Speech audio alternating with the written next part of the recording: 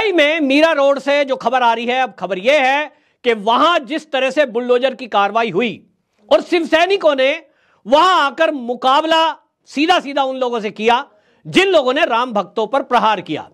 उसके बाद माहौल बदला और जैसा मैंने आपको बताया था कि अब वहां जो दंगाई हैं, दंगाई और उनके हितैषी घुटनों पर आ गए।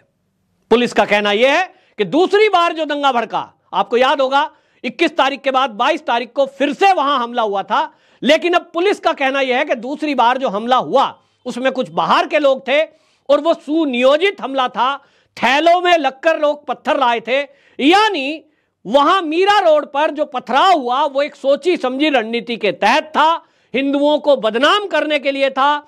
जैसा कि मैंने आपको बताया था कि जुबेर नाम का एक जो पत्रकार अपने को कहता है, उसने वीडियो शेयर की थी और यह लिखा था, देखिए ये हैं राम भक्त गरीबों की दुकान पर पथराव करते हुए। इस तरह के कई सारे उसने एक्स पे अपने पोस्ट किए और उसने ब्लेम किया कि ये राम भक्त देखिए गरीब लोगों पर पथराव कर रहे हैं।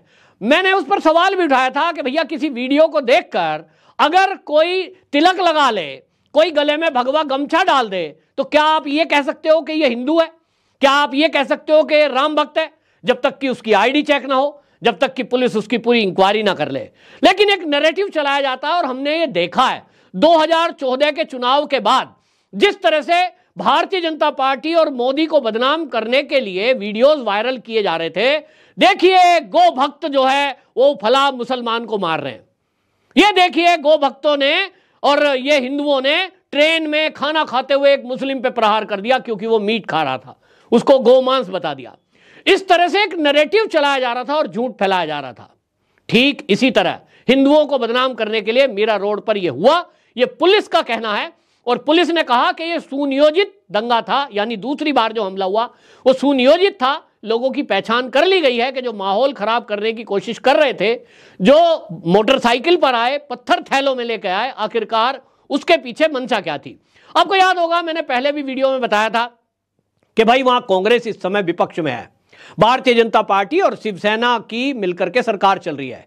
तो ये जो विपक्षी दल हैं, इनके पास भारतीय जनता पार्टी और जो असली शिवसेना है एकनाथ शिंदे की, इसको हराने के लिए कोई मुद्दा है नहीं।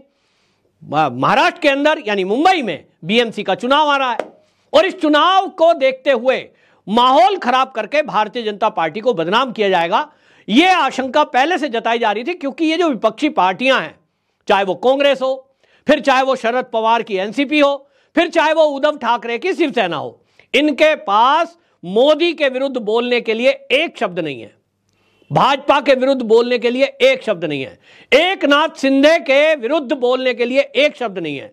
क्योंकि एकनाथ शिंदे जब से मुख्यमंत्री बने हैं महाराष्ट्र के, उन्होंने वो करके दिखाया है जो कभी बाला साहब ठाकरे जी की विचारधारा थी और उसी विचारधारा पर वो चल रहे हैं। पक्का शिव सैनिक, बाला साहब ठाकरे जी का पक्का शिष्य। उद्धव ठाकरे बाला साहब ठाकरे जी के बेटे हो सकते हैं, लेकिन उनकी विचारधारा पर 100% चलने वाला एक शिष्य होना और एक बेटा होना, दोनों में बड़ा फर्क है। तो उद्धव ठाकरे बाला साहब ठाकरे जी के बेटे तो ओबियसली हैं, लेकिन बाला साहब ठाकरे जी की विचारधारा को इंप्लीमेंट करने में कहीं ना कहीं महाविकास आघाड़ी सरकार जब वो चला रहे थे पूरी तरह विफल रहे थे। हमने देखा है पालघर में जो साधुओं की हत्या हुई तभी हुई थी कि जब उद्धव ठाकरे बाला साहब ठाकरे जी की संतान सीट पर बैठे थे सीएम की। और आज एकनाथ शिंदे हैं, इनके चलते जस्ट जैसे बुलडोजर चलाया गया, जिस तरह से जो दंगाई हैं उनके ऊपर कार्रवाई की गई, जिस तरह से तुरंत पुलिस एक्शन में आई और आज दंगा करने वाले राम भक्तों पर प्रहार करने वाले जेल में हैं। पुलिस के सूत्र यह कह रहे हैं कि फडणवीस साहब का आदेश आया है कि वीडियो और फोटो के माध्यम से एक एक हमलावर की पहचान की जाए, अभी जो गिरफ्त से बाहर हैं उन सबको गिरफ्तार किया जाए। और आपको मैं यह भी बता रहा हूं कि ये जो असली शिवसेना की सरकार आज महाराष्ट्र में चल रही है, ये लोगों को चिन्हित कर रही है। और आपको बता दूं कि जैसा योगी जी की तर्ज पर बुलडोजर चला, कानून परिवर्तन करने पर विचार चल रहा है ताकि योगी जी की तर्ज पे ही यहां दंगाइयों की प्रॉपर्टी भी जब्त की जा सके और उनके मकानों पे भी बुलडोजर चल जा सके। अभी तो देखो आपने बीएमसी की कार्रवाई देखी है कि जो अवैध अतिक्रमण किया हुआ था उन लोगों की अतिक्रमण पे ये बुलडोजर चला है। लेकिन महाराष्ट्र के शिव सैनिक, महाराष्ट्र की जनता ये मांग कर रही है कि योगी जी की तरह इन पत्थरबाजों के घर पे बुलडोजर चलना चाहिए। तो ये जनता की मांग भी है, समय की मांग भी है, क्योंकि जिस तरह से ये माहौल को खराब कर रहे हैं, जिस तरह से ये जो कट्टरपंथी हैं एक के बाद एक वीडियो पोस्ट करके उकसाने का काम कर रहे हैं, इनका एक सूत्री कार्यक्रम है कि किस तरह से ये भारत में इस तरह का माहौल खराब करें और 2024 में ये सिद्ध करें कि भैया मोदी तो मुस्लिम विरोधी है। और इनको लगता है कि दुनिया में बीजेपी को बदनाम करें, महाराष्ट्र में शिवसेना की सरकार को बदनाम करें, तो भाई ये चलेगा नहीं और ये चलना नहीं है। महाराष्ट्र में अभी सख्त कार्रवाई होना बाकी है। और आपको बताऊं कि जिस तरह से जनता ने मांग की है, वहां जैसा मैंने पहले कहा है, शिवसैनिक हमेशा से शेर ही होता है, शिवसैनिक शेर होता है। लेकिन उद्धव ठाकरे जब मुख्यमंत्री थे, वो शेर को उन्होंने पिंजरे में बंद रखा, या यूं कहें गले में पट्टा डाल के रखा।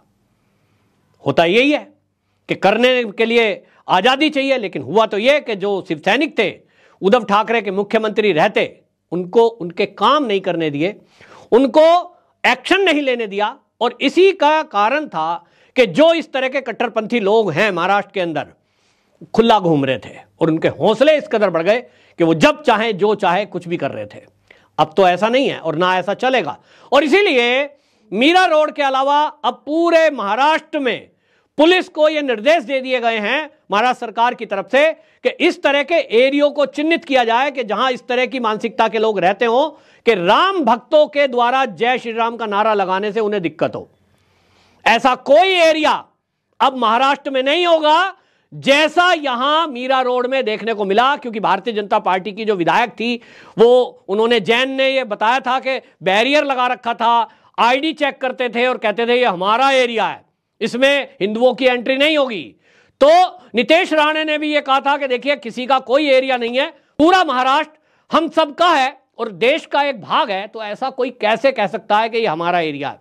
अब इसके लिए ऐसे लोगों को चिन्हित किया जा रहा है, ऐसे एरियो को चिन्हित किया जा रहा है। और अब आपको बता दूं कि ये जो अतिक्रमण है, इसको लेकर अब बीएमसी पर सवाल उठ रहा है कि आखिरकार बीएमसी के चलते यह अतिक्रमण हुआ कैसे। अभी तक बीएमसी कहां सो रही थी। अब यह अगर एक्शन नहीं होता और मुख्यमंत्री उप मुख्यमंत्री एक्शन में नहीं आते, तो क्या आप समझते हैं कि यह अवैध अतिक्रमण वाली दुकानें हटती। और इसीलिए महाराष्ट्र की जनता अब कह रही है कि बीएमसी के चुनाव में शिवसेना को उखाड़ फेंकेंगे भारतीय जनता पार्टी और असली शिवसेना को अब यह सत्ता सौंपी जाएगी। यह बता रहा है, जनता की मांग भी है। क्योंकि अभी आप देखिए जिस तरह से अयोध्या का फैसला आया, उसके बाद अभी श्रृंगार गौरी और ये ज्ञानवापी पर फैसला आया है। फिर से एक बार ऐसा लग रहा है कि देश का माहौल खराब करने में कुछ लोग लगे हुए हैं। और इसलिए महाराष्ट्र की पुलिस को अलर्ट मोड पर रखा गया है। जो भी सोशल मीडिया और मीडिया पर इस तरह की कोई भड़काऊ पोस्ट डाल रहे हैं, उन पर निगरानी रखी जा रही है। और यह तय कर लिया गया है कि एक एक को पकड़कर जेल में डाला जाए और उनके खिलाफ सख्त एक्शन लिया जाए जो भी इस तरह का काम करने की कोशिश कर रहे हैं। महाराष्ट्र में अब यह नहीं चलेगा। एकनाथ शिंदे ने यह सीधा संदेश दे दिया है। देवेंद्र फडणवीस एक्शन मोड में है और पुलिस के अधिकारियों को सख्त निर्देश है कि ऐसे लोगों को चिन्हित करके उनके खिलाफ कार्रवाई की जाए। आखिरकार राम के देश में राम राज्य ये कब आएगा? ये तभी तो आएगा कि जब आप खुलकर जय श्री राम के नारे लगा सकें। अगर ये महाराष्ट्र में नहीं हो सकता तो कहां होगा?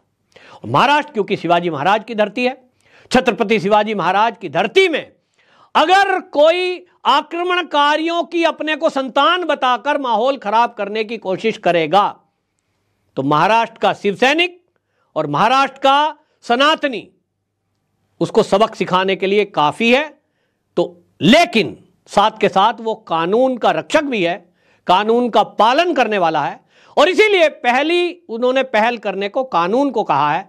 अगर कानून अपना काम कर रहा है, कानून के जरिए कार्रवाई हो रही है, तब शिवसेना और शिवसैनिक यही चाहती है कि भाई कानून का राज कायम हो, जैसा कि उत्तर प्रदेश में है। और उत्तर प्रदेश की तर्ज पर ही ये जो कट्टरपंथी सोच के लोग हैं, इनके ऊपर कार्रवाई की जाए। तो अगले कुछ दिनों में अभी आप देखेंगे कि महाराष्ट्र के कई और एरिया में भी इस तरह का अतिक्रमण हटाने के लिए फिर से एक बार बुलडोजर चल सकता है। और इस तरह की सोच रखने वाले लोगों पर सख्त एक्शन एकनाथ शिंदे सरकार लेने जा रही है। वंदे मातरम, जय श्री राम। ऐसे ही अपडेट पाने के लिए चैनल को लाइक, सब्सक्राइब और शेयर करें।